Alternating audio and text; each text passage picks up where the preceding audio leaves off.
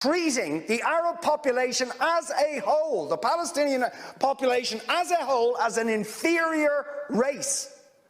I mean, it doesn't get stronger than this. And yet you want to be careful about your language.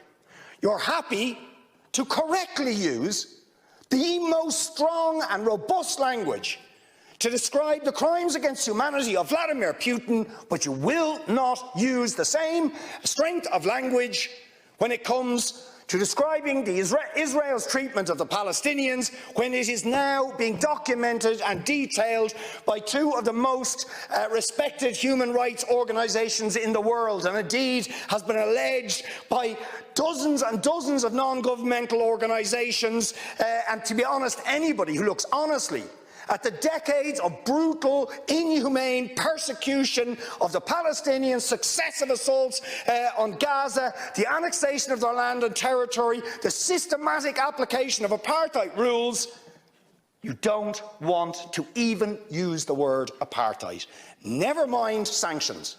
5 days sanctions against Putin and his thugs, 70 years of oppression by the Palestinians, and it wouldn't be, what was the word you used? It wouldn't be helpful to impose sanctions. Amnesty International are calling for Israel to be referred to the International Criminal Court for crimes against humanity. Will you support it?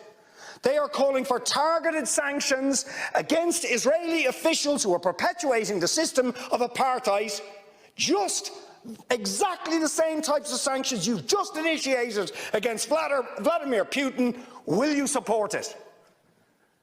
And I think the answer is clearly you're not going to.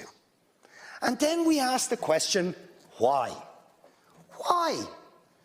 With such strength of feeling, Fine Gael and Fianna Fáil and Green TD stood up one after the other, saying it was intolerable, the thuggery and the warmongering and the brutality of Putin. You wouldn't stand for it. Urgent action had to be taken. But we've got to be much more careful with the Palestinians.